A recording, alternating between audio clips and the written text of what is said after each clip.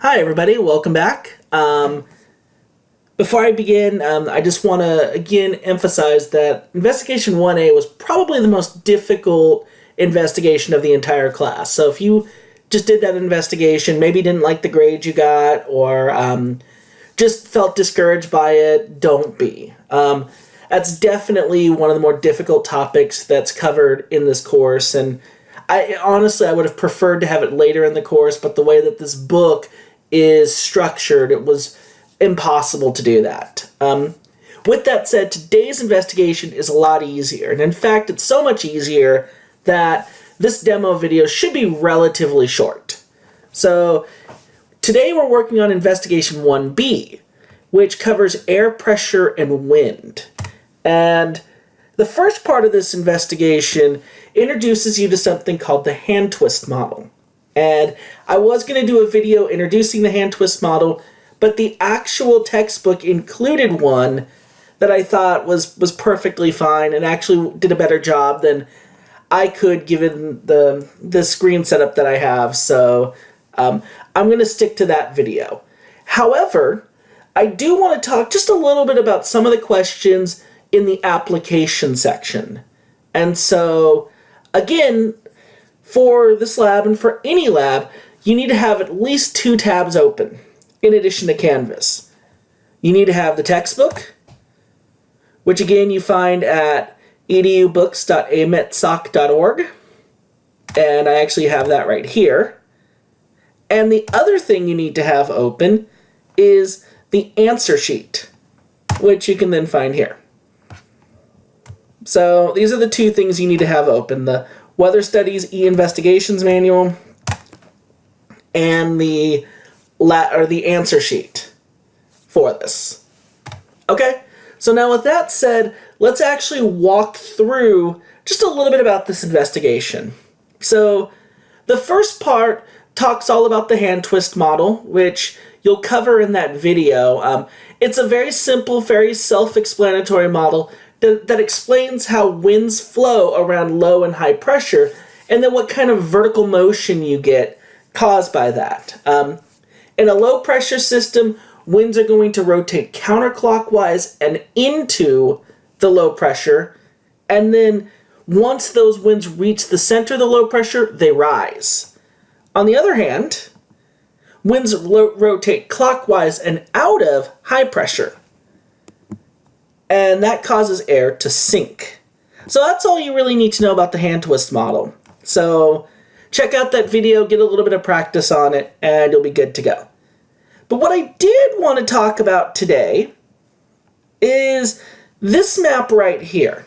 So on this map, there's a lot of new information that you haven't seen yet. First, you see an L up here, an H there.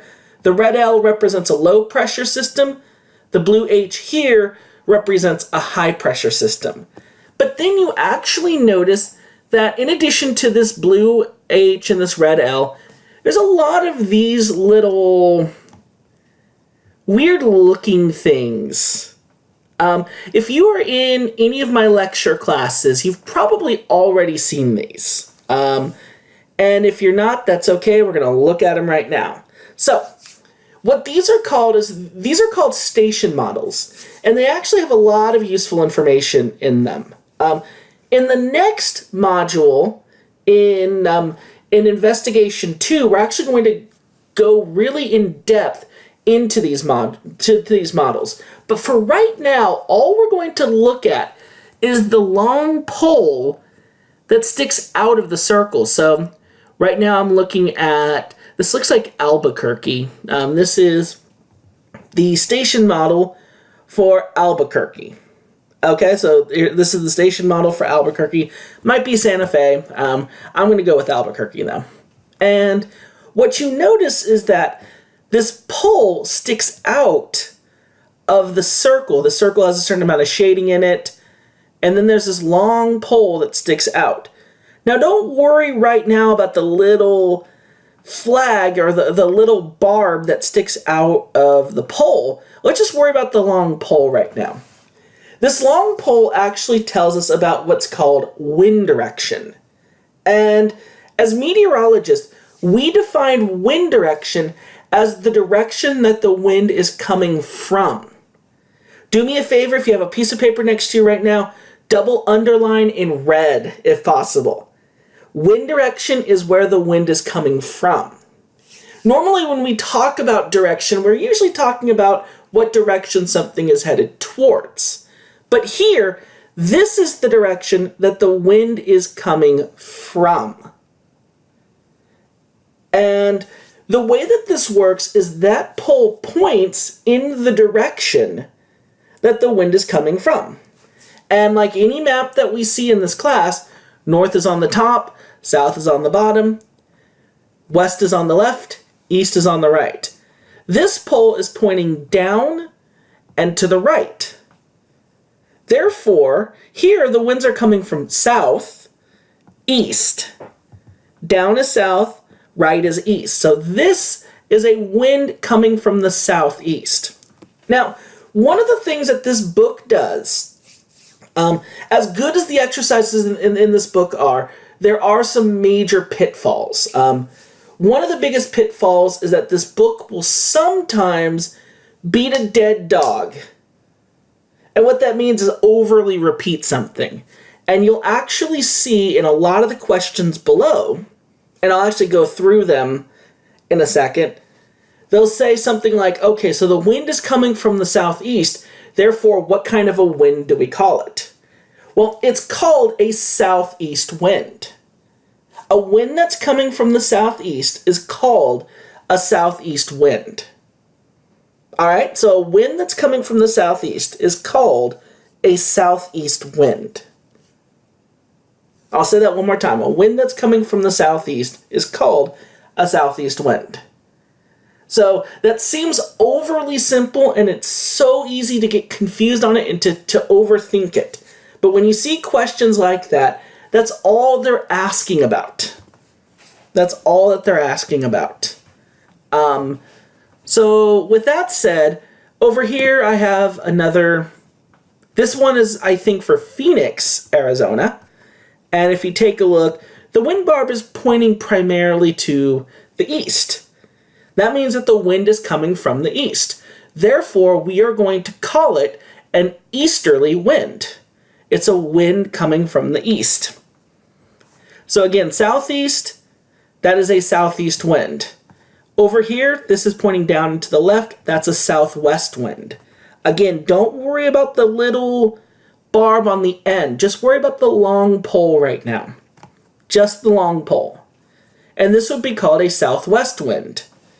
Now, there are some times where the barb looks like it's pointing more down or more up than to the left or to the right.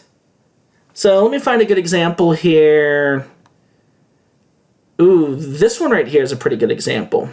Here, the barb's not pointing straight down.